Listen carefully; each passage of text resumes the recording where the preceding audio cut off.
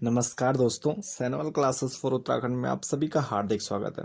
दोस्तों, हमारी जो यूके हिस्ट्री की जो हमारी सीरीज चल रही है, आज हम उसी क्रम को आगे बढ़ाएंगे। और आज का हमारा टॉपिक है, क्योंकि हमारा इससे पहले जो हमारी लास्ट वीडियो थी तो उसमें हमने जो प्राचीन काल का अंतिम चरण था, जिसमें जो चौथा चरण था उसमें बहुराजकता का काल देखा था। यानी जब कार्तिकेयपुर का पतन हो गया उसके बाद यहाँ पे उत्तराखंड और या मध्य हिमालय के क्षेत्र में एक प्रकार से पूरी अराजकता छा गई। तो उसके बीच में हमने कौन कौन से जो प्रमुख राजवंश हैं उनका उदय हुआ, स्थानीय शक्तियाँ कौन कौन सी थी और कौन कौन से बाह्य आक्रमण हुए, तो उसके बारे में जाना था। तो उसके बाद फिर हमने देखा था यहाँ पर गढ़वाल की बात की जाए तो यहाँ पर परमार वंश का उदय होता है और कुमाऊं में चंपावत वंश का उदय होता है। ये जो बहुराजकता का काल है या अराजकता का जो काल टाइम पीरियड रहता है, इसमें इन दोनों वंशों का यहाँ पर उदय होता है और ये दोनों आगे चलकर एक प्रमुख शक्ति के रूप में उभरे। और इन दोनों ने, कुमाऊं में चंद वंश ने और गढ़वाल में परमार वंश ने एक छत्र शासन किया, यानी समस्त पूरे क्षेत्र पर इन्होंने शासन किया। तो इसके बाद प्राचीन काल हमारा समाप्त हो जाता है और उसके बाद हम मध्यकाल के बारे में देखते हैं कि मध्यकाल से रिलेटेड क्या क्या इंपॉर्टेंट चीजें हैं। तो इसमें मध्यकाल की बात की जाए तो मध्यकाल में हम इन जो चार पांच चीजें हैं इनके बारे में जानेंगे। एक तो पहला है गढ़वाल में जो परमार वंश है। उसके बाद थोड़ा कुमाऊं की जो परिस्थिति है उसमें हम देखेंगे कुमाऊं का कात्यूर्य कत्यूरी वंश। पहले हमने, ज्यादातर इतिहासकार क्या कहते हैं कि जो कार्तिकेयपुर और कत्यूरी वंश है वह एक ही है, लेकिन हमने इस सत्य को स्वीकार नहीं किया था। उसका मैंने वीडियो में कारण भी बताया था। तो इसको हम अलग से देखेंगे। जो ये कात्यूर है या कत्यूरी वंश है, तो इसके बारे में हम अलग से इसको एक टॉपिक में जानेंगे। इसके बाद सीरा के मल्ल व रैका वंश है, तो इसमें उनके बारे में भी जानेंगे। और उसके बाद जो कुमाऊं का प्रमुख वंश है चंद वंश है, तो उसके बारे में देखेंगे कि कैसे ये प्रमुख शक्ति के रूप में उभरा, किस किस जो स्थानीय शक्तियां थी उनको इससे परास्त करना पड़ा। और उसके बाद जब कुमाऊं में चंद वंश का अवसान होता है, उसके बाद यहाँ पूरे उत्तराखंड में एक गोरखा यानी भाई आक्रमण होते हैं, नेपाल से आक्रमण होता है और यह पूरा जो हमारा उत्तराखंड है वो गोरखा शासन के अधीन हो जाता है या नेपाल के अधीन हो जाता है। तो मध्यकाल में हम इन सारी चीज़ों को जानेंगे। तो आइए, जो हमारा पहला टॉपिक है जिस गढ़वाल क्षेत्र में, तो पहले हम परमार वंश को देखेंगे। और मैं कोशिश ये कर रहा हूँ कि जितनी जल्दी हो सके कि जो ये हमारी यूके हिस्ट्री की जो सीरीज चल रही है उसको जल्दी से जल्दी ख़त्म किया जा सके, कंप्लीट किया जा सके। तो इसमें सबसे पहले आज हम परमार वंश के बारे में देखते हैं। अब जो परमार वंश या पंवार वंश है, गढ़वाल का एक छत्र राजवंश था जिसने काफ़ी लंबे समय तक गढ़वाल पर शासन किया। और कहा जाता है कि ऐसा राजवंश जिसको समय का जो चक्र है वो भी विभाजित नहीं कर पाया था, यानी दोबारा से उसका उत्थान हुआ और टिहरी राज्य के रूप में उन्होंने दोबारा से वहां पर शासन किया। तो आइए देख लेते हैं कि इससे रिलेटेड क्या क्या हमारी परीक्षा उपयोगी महत्वपूर्ण जो चीज़ें हैं। और इसके अलावा इसको थोड़ा जो ये पवार या परमार वंश है जो अब मध्यकालीन जो इतिहास शुरू हो रहा है उत्तराखंड का, इसको थोड़ा एक कहानी की तरह आप इसको समझ के चलेंगे तो ये लंबे समय तक आपको ध्यान रहेगा और ये जो चीज़ें होती हैं वो जल्दी से लिंक भी हो जाती हैं। तो आइए देखते हैं इसमें। सबसे पहले अगर ये जो परमार है, परमार वंश है, इसकी उत्पत्ति से संबंधित तथ्य हैं। इसमें हमें दो प्रकार के तथ्य हमें देखने को प्राप्त होते हैं। पहला है वैदिक तथ्य और दूसरा है ऐतिहासिक मध्यकालीन तथ्य। तो इसमें वैदिक तथ्य में हम देखते हैं कि कहा जाता है कि एक बार जो गुरु वशिष्ठ रहते हैं और ऋषि विश्वामित्र रहते हैं, यानी ये वैदिक काल की बात है, इन दोनों के बीच युद्ध हो जाता है। पहले आपसी मतभेद होता है और दोनों में फिर युद्ध प्रारंभ हो जाता है। तो जो गुरु वशिष्ठ रहते हैं उनके द्वारा राजस्थान के आबू पर्वत में एक हवन कुंड रहता है, वहां से एक युवक का निर्माण करते हैं वो अपनी शक्तियों के द्वारा। तो वो एक युवक का निर्माण करते हैं और कहा जाता है उन्होंने इसको परमार नाम दिया और इसी के वंशज परमार कहलाए, यानी इसी से परमार वंश की शुरुआत हुई है, उसका प्रारंभ हुआ। तो ये वैदिक कारण दिया है, जो इतिहासकार है वो इसका वैदिक कारण देते हैं। और इसके जो ऐतिहासिक मध्यकालीन तथ्य हैं या ऐतिहासिक कारण है, तो इसमें मध्यकाल में जो यह परमार या पंवार राजवंश हमें देखने को मिलता है वो कृष्ण राज के समय से हमें देखने को प्राप्त होता है। और इनका जो शासन रहता है वह धार नगरी गुजरात के आसपास हमें देखने को मिलता है। तो ये दो तथ्य हैं उसकी उत्पत्ति से संबंधित, ये वैदिक तथ्य और दूसरा ऐतिहासिक तथ्य। इसके बाद हम वंश संस्थापक देखते हैं कि यानी जो उत्तराखंड में जो ये हमारा परमार वंश है या पंवार वंश भी जिसे कहा जाता है, तो इसके वंश संस्थापक कौन थे।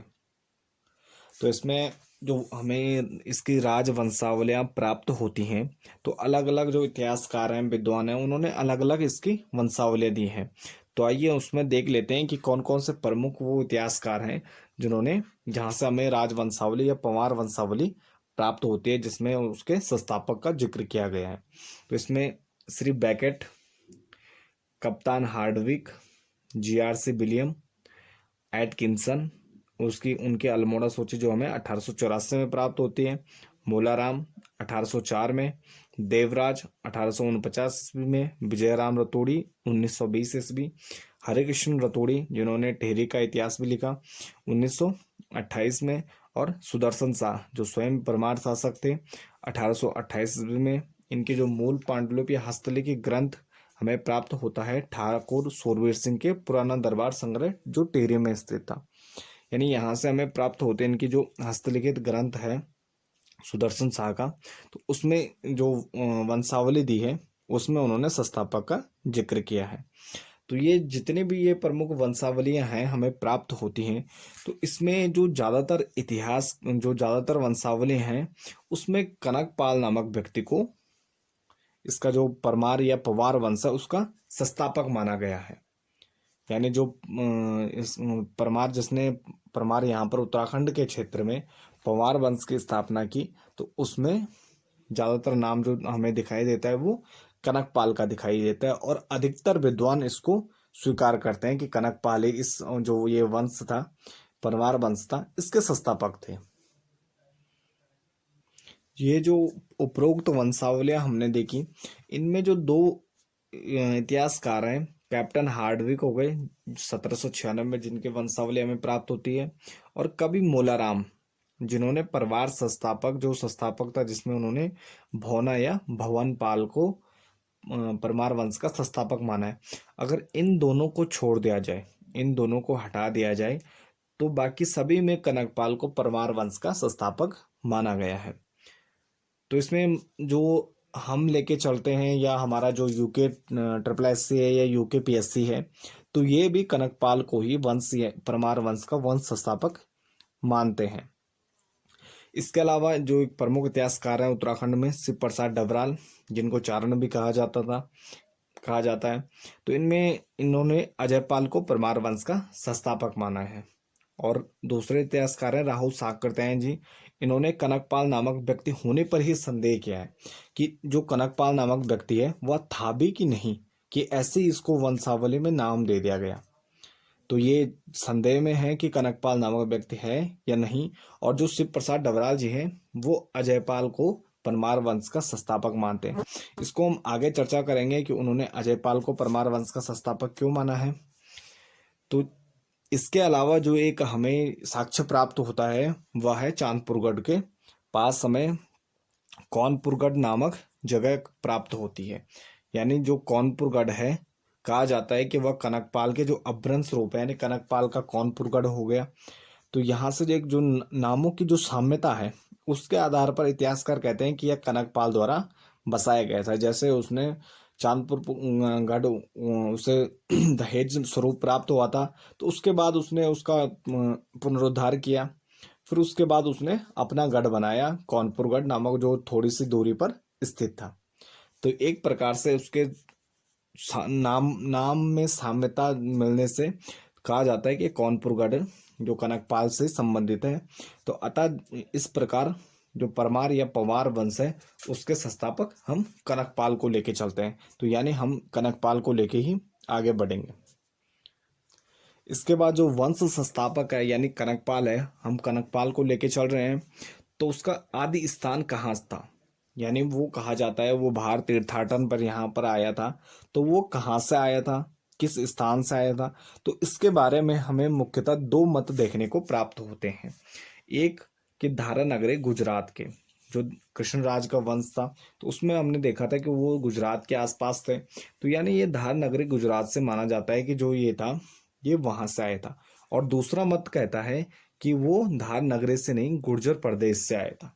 तो गुर्जर प्रदेश में जो हमारे वर्तमान में 4 प्रदेश हैं, तो वो शामिल होते हैं, यानी राजस्थान हो गया, महाराष्ट्र हो गया, गुजरात हो गया और मालवा हो गया, यानी मध्य प्रदेश का थोड़ा बहुत भाग। तो इसके अंतर्गत 4 प्रदेश आते हैं। अब इसमें इतिहासकारों की बात की जाए तो जो शिव प्रसाद डबराल हो गए, राहुल सांकरतैन हो गए, हार्डविक हो गए और मौलाराम हो गए, तो ये इतिहासकार स्वीकार करते हैं कि यह जो कनकपाल था यानी पंवार वंश का संस्थापक था, वो धार नगरी गुजरात से यहाँ पर उत्तराखंड के क्षेत्र में आया था और यहाँ पर उसने एक परमार या पंवार वंश की स्थापना की। लेकिन यशवंत कटोच हो गए, अजय रावत हो गए और अन्य कुछ इतिहासकारों द्वारा इसको गुर्जर प्रदेश से संबंधित माना जाता है कि वह गुर्जर प्रदेश से आया था, जिसमें ये चारों ऑप्शन हमें दिखाई देते हैं, राजस्थान, महाराष्ट्र, गुजरात और मालवा। तो यानी कहीं इन क्षेत्रों से कहीं से भी आया था। तो जो अधिकतर विद्वान है वो धारनगरी गुजरात स्वीकार करते हैं, परंतु कुछ इतिहासकार गुर्जर प्रदेश स्वीकार करते हैं। तो अगर इस प्रकार का कोई प्रश्न हमारे पास एग्जाम में आता है, तो ये हमें जो हमें ऑप्शन मिलेंगे तो उसके आधार पर हमें तय करना होगा। तो इसमें जो यूके पीएससी या यूके ट्रिपल एससी के जो क्वेश्चन की प्रवृत्ति होगी उसके आधार पर हमें यह चुनना होगा कि इसका उत्तर क्या होगा। इसके बाद नेक्स्ट है हमारा कि जो कनकपाल था वो परमार था या कोई और था, यानी वो परमार वंश से ही संबंधित था या किसी और वंश से संबंधित था। तो इसमें हम देखते हैं कि जो भक्त दर्शन है उनकी एक प्रसिद्ध पुस्तक है गढ़वाल की दिवंगत विभूतियां। तो उसमें कहा गया है कि जो आबू पर्वत राजस्थान है और चांदपुर गढ़ के आसपास के जो स्थान है उसके नामों में हमें समानता देखने को मिलती है। यानी जो राजस्थान में आबू पर्वत के आसपास की जो जगह है वही चांदपुर गढ़ के आसपास के स्थानों में जो नाम हमें देखने को प्राप्त होते हैं। यानी जब कनकपाल ने यहाँ पर चांदपुर गढ़ में शासन करना प्रारंभ किया तो उसने वहाँ की स्मृति में जो आबू पर्वत के आसपास जो क्षेत्र है वहाँ की स्मृति में, अपने स्थानों की स्मृति में यहाँ पर स्थानों का नामकरण किया। तो कहा इसलिए अधिकतर इतिहासकार जो कनकपाल है उसे परमार वंश से ही संबंधित स्वीकार करते हैं, यानी वो परमार वंश से ही संबंधित था। इसके बाद हम देखते हैं कि जब कनकपाल परमार वंश से संबंधित है, वो यहाँ आया था, वंश संस्थापक है, तो फिर सवाल उठता है कि वो कब आया था, उसका राज्यरोहण कब हुआ, यानी कब उसने यहाँ पर परमार वंश की स्थापना की और यहाँ पर शासन करना प्रारंभ किया। तो इसमें भी हमें 2 मत देखने को प्राप्त होते हैं। तो इसमें पहला है 688 ईस्वी और दूसरा हमें प्राप्त होता है 888 ईस्वी के आसपास। तो हमें 2 मत देखने को मिलते हैं। अब 688 को मानने वाले प्रमुख जो इतिहासकार हैं, एक तो बैकेट हो गए, दूसरा ठाकुर सूरबीर सिंह का जो ऐतिहासिक संग्रह है उसमें हमें 688 ईस्वी देखने को प्राप्त होता है, और गढ़वाल राज्ञा वंशावली जो देवराज कीर्त है यानी परमार ग्रंथ है, तो इसमें हमें ये जो तिथि है वो देखने को प्राप्त होती है। इसके अलावा जो अगर 888 वालों जो तिथि की बात की जाए तो इसमें पंडित हरिकृष्ण रतोड़ी हो गए 1928, यानी जो हरिकृष्ण रतोड़ी हैं इन्होंने 1928 में 888 ईस्वी माना है। तो कहा जाता है कि पहले जब हरिकृष्ण रतोड़ी ने जो ये 688 ईस्वी है इस तिथि को कनकपाल की राज्यरोहण तिथि माना था, उसके बाद उन्होंने कहा जाता है कि उन्हें चांदपुरगढ़ अभिलेख प्राप्त हुआ। तो जब चांदपुरगढ़ अभिलेख में उन्होंने देखा तो उसके बाद इन्होंने 888 ईस्वी को स्वीकार किया कि जो कनकपाल की राज्यरोहण तिथि है वह 888 ईस्वी है। तो इसमें जो अधिकतर विद्वान है और हमारा जो यूके पीएससी है या यूके ट्रिपल एससी है, तो वो जो तिथि स्वीकार करता है वो 888 है, यानी हम 888 को लेकर आगे बढ़ेंगे। यानी जो कनकपाल था जिसने परमार वंश की स्थापना की, तो उसका जो राज्यरोहण है तो वो 888 ईस्वी में हुआ। और इसके बाद नेक्स्ट है उसका वंश, यानी जो वंश संस्थापक है तो उसका वंश कौन सा था। तो इसमें हम देखते हैं कि दो मत फिर हमें देखने को प्राप्त होते हैं। पहला है पंवार और दूसरा चंद्रवंशी। यानी जो ये कनकपाल है ये इनका पूरा वंश है, तो पूरे वंश की बात कर रहे हैं। तो इसमें हमें दो मत दिखाई देते हैं, एक तो पंवार हो गए और दूसरा चंद्रवंशी। तो इसमें जो पंवार है वह गडराज वंश, सवासार आदि ग्रंथों में हमें देखने को मिलता है। और इसके अलावा जो चंद्रवंशी है तो उसमें मानोदय काव्य, रामायण प्रदीप और बाड़ाहाट, यानी जो सुदर्शन शाह की बाड़ाहाट परिस्थिति है उसमें हमें चंद्रवंशी जो परमार है उनको चंद्रवंशी नाम से संबोधित किया गया है। तो इसमें भारत में जो क्षत्रिय के जो वंश होते थे उनको दो वंशों में बांटा जाता था, यानी जो सूर्य वंश और चंद्र वंश से ही संबंधित किया जाता है। यानी दो प्रमुख वंश थे, सूर्य वंश और चंद्र वंश। अतः अनेक वंशों की गणना इनके अंतर्गत होती थी, यानी बहुत सारे वंश जो इनसे संबंधित होते थे, तो उसमें कोई सूर्यवंशी होता था और कोई चंद्रवंशी। तो इसी आधार पर जो इतिहासकार हैं वह कहते हैं कि जो ये पंवार थे या परमार थे ये चंद्रवंशी थे, यानी जो दो प्रमुख वंश थे तो उनके आधार पर ये चंद्रवंशी परमार थे। तो यानी इनको जो कनकपाल का जो ये वंश है इसको चंद्रवंशी परमार या पंवार कहना ज्यादा उचित होगा, और यह चांदपुर अभिलेख से या शिलालेख से सिद्ध भी होता है। इसके बाद हम यहाँ पर जो कनकपाल से आने से पहले मध्य हिमालय की यानी उत्तराखंड की जो प्रारंभिक परिस्थिति थी वह क्या थी और किस प्रकार से यहाँ पर जो शासन सत्ता है वो चल रही थी। अब हम इसमें देखते हैं कि यहाँ पर जो प्रारंभिक परिस्थिति है वह किस प्रकार की है। तो इसमें यहाँ पर हम देखते हैं जो कार्तिकेयपुर राजवंश है, जो केंद्रीय शक्ति रहती है उसका अवसान हो जाता है, उसका पतन हो जाता है।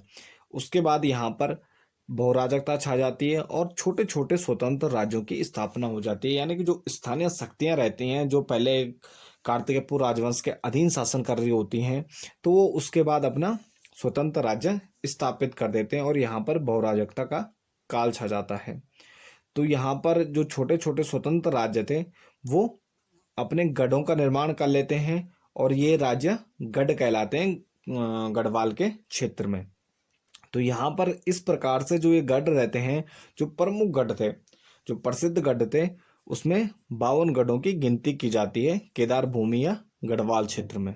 तो यहाँ पर जो 52 गढ़ थे तो उनमें से एक रहता है चांदपुर गढ़ जो चमोली में स्थित है। जो चांदपुर गढ़ है वो चमोली में स्थित रहता है।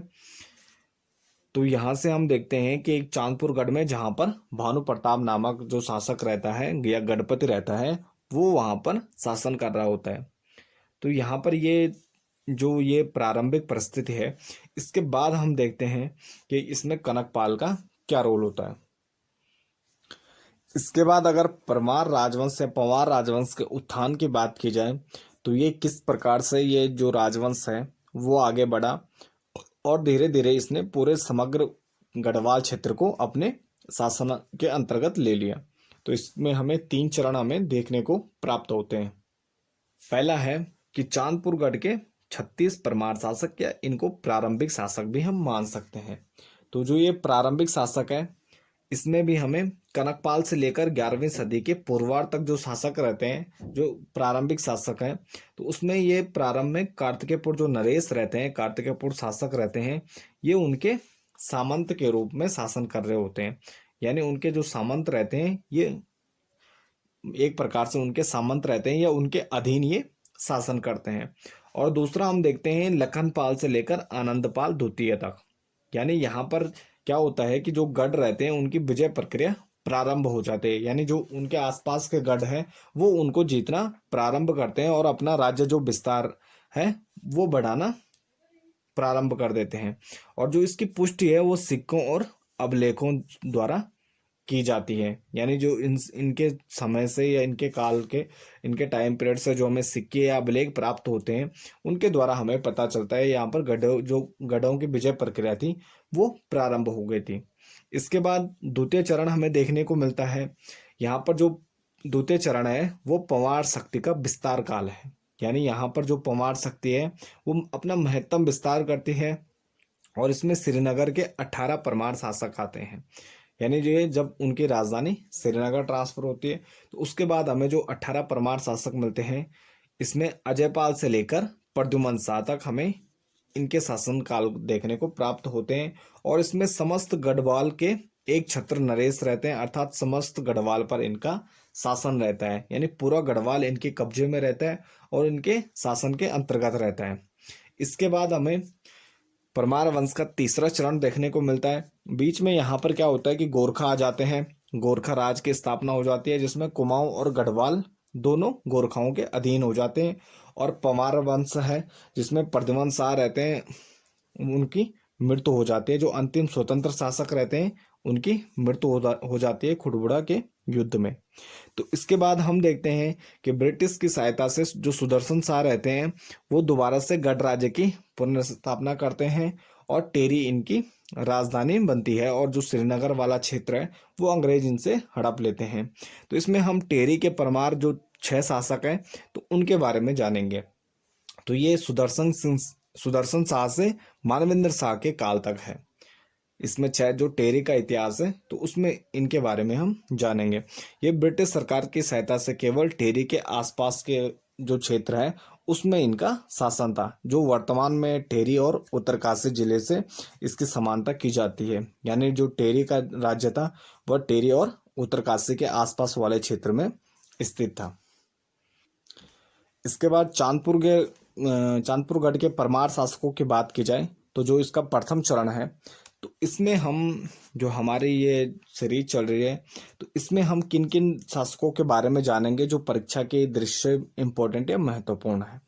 तो यहाँ सबसे पहला है कनकपाल, यानी 888 से 898 ईस्वी तक। उसके बाद हम आनंदपाल प्रथम के बारे में जानेंगे, फिर कांतिपाल, सोनपाल या स्वर्णपाल, लखन देव या लशन देव, फिर अनंतपाल द्वितीय, और फिर जगतपाल। तो इसके साथ ही जो प्रथम चरण है ये इसका पूरा हो जाता है।